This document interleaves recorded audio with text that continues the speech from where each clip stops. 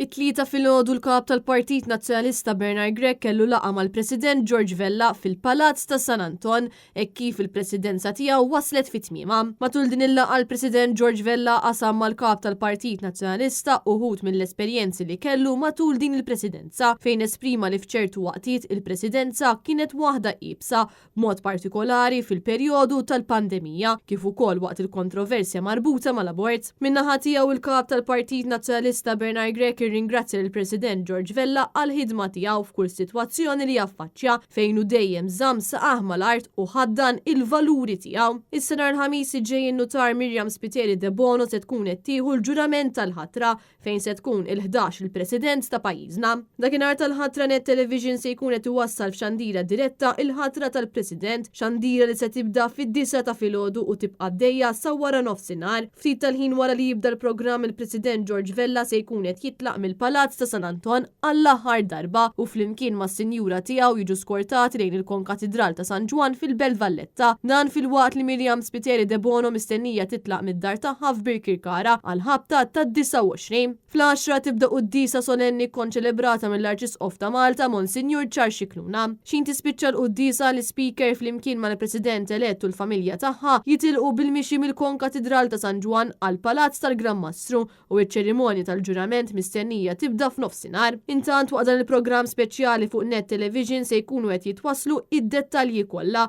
b'kollegamenti live u diversi features kif ukoll analiżi dwar dak li qed nistennew mill-presidenza ta' Miriam Spiteri de Bono. Dan apparti li ssiru wkoll analiżi tat-terminu ta' 5 snin li fih mexxa George Vella bħala President. Il-programm se jkollu preżentazzjoni ta' Nathaniel Attard illi se jkun akkumpanjat minn diversi mistiedna distinti fosthom l-eks Prim Ministru ta' Malta Lawrence Gonzi, il-President Emeritu Mary Louise Coleiro Preca u l-eks Speaker Anton Tabone.